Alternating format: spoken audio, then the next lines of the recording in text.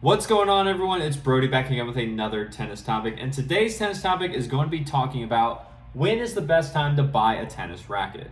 Now, if you've been playing for a while or you're brand new to the sport, you've seen the prices of rackets and you'll know that they do not tend to be cheap.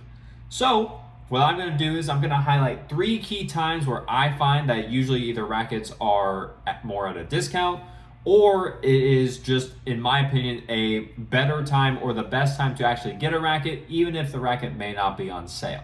So I'll go through each one of them, I'll write them down, and then I'll explain why I feel like these are the best times to get a racket, and hopefully this helps you make a decision as to when you should get your next racket. Sound good? All right, let's get started. So, number 1, and this is going to be after you demo. So, the reason I have after you demo a racket as number 1 is the fact that by demoing a racket, you've been able to play with it, you've had it out maybe for a little bit, you can see what you like about it, you can see what you don't like about it, and you can just make sure that everything works well for your game. If you just go out and buy a racket willy-nilly, whereas you just haven't played with it, you're just buying it because it's on sale or someone else told you to, you never really got to try it for yourself, you really don't get the full effect to see whether or not it works for your game, whether or not it's going to hurt your arm, or whether it's going to cause tennis elbow, whether it's going to actually give you what you want out of the racket. You don't get any of that without actually trying the racket. So that's why I will always recommend to demo a racket first before you buy, is if you are able to, because I know sometimes people that where you're at, you may not have demos readily available, but if you have the ability to, always be sure to demo the racket before you buy, just so that way you can know it works for your game, you know what you're getting, and it's going to be just an easy transition because you're already used to playing with the demo. Now you can just adjust to whatever specific setup you need or whatever specific setup you want in the racket to better enhance your playability and your game style. So that's number 1. Now, number 2 on this board is going to be when a company releases a new version, or when a new version comes out. So, the reason that this one comes in at number 2, in my opinion, is the fact that when a new version of a racket is released, typically there are some changes that are added onto the racket, but the older versions of the racket are usually heavily discounted because they want to get rid of those and they want everyone to buy the brand new ones. So if you're using an older version, let's use the Wilson Blade as an example. So if you were using the Wilson Blade V8, the version 8 of it, and then the version 9 had come out, which it did, I believe it was either earlier this year or late last year. I don't remember the exact date, but it's out now. What happened was all of the V8s got heavily discounted because Wilson just wanted to get the V8s out there. They wanted to try and get as much money as they could because the racket was then technically outdated. So by outdated, it just means that the new one had come out. They maybe have added a little bit of new technology to it, but it's still a blade. It's still the racket that almost everyone loved. Now you could just get it at a much higher discount rather than just buying it full price and being like, oh great, I didn't get any deal on this. So that's where, in my opinion, if you can wait or you can hold out, or if you're talking to someone that's, whether it's online or they're in a retail store, if you ask them, it's like, hey, when is the new one of this supposed to come out? If they can give you an exact answer, or if they actually know, because sometimes they don't, since the companies don't directly tell the actual people working in the store. They might tell the people who are buying it, but not the people that you would probably talk to if you're just in like a bigger store or maybe even a smaller one. If you know when that date is and you can wait, as long as your racket's not cracked, your racket's doing fine, you're just waiting to buy a backup, definitely wait for a new version of your racket to come out, because the one you're using, once it becomes outdated, like I said, major discounts. Just saying.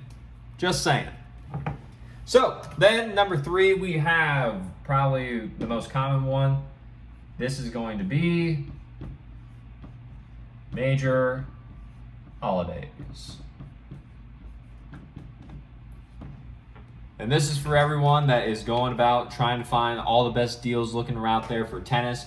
Usually you find that Black Friday, Christmas, sometimes Thanksgiving sales happen. I know Easter, depending on where you're at, can sometimes be a very big holiday, but Cyber Monday as well. Rackets, while it may not be as big as some of the other products that the store lists, rackets do tend to have a very high discount on them towards more like Christmas or gift giving times, just because companies are trying to just increase their profit for Q4. They're just trying to make sure that they can have a little bit of a boost to their bottom line and really make sure that they have made one last push at the end of the year when they need the help the most, especially with tennis in the winter. If you are in a place that does tend to get cold or a lot of snow, they're just looking to make one more big push for their inventory bottom line, because they need to get rid of it for all the new stuff coming out the next year, as well as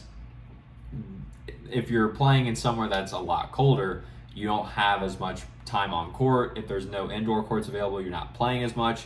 So tennis companies can sometimes go very, I'll say, like, they just don't make that much money during the winter usually, unless they have some major discount, which is why all the holidays are amazing times to get rackets on great deals. I personally love that one, but the reason I have them ranked here in this list as I do is because I feel like these are in order of importance. The holidays are always going to be around, but the discounts can change. Trying a racket, first and foremost, is going to be the best way to do it, because you've actually got to play with the racket. Number 2, when you have the new version come out, you're already playing with the racket because you demoed it here in the first one, and now you're just waiting for the new one to come out, so that way you can actually make sure that you have a backup which you like. And then 3rd, if you've never bought the racket before, you just want one because you saw a bunch of it, or you're just looking for a new racket because you're like, I got money to blow, I can do whatever I want, I don't necessarily care that much. Major holidays is where you're going to want to look, just to get the biggest deal and all of that.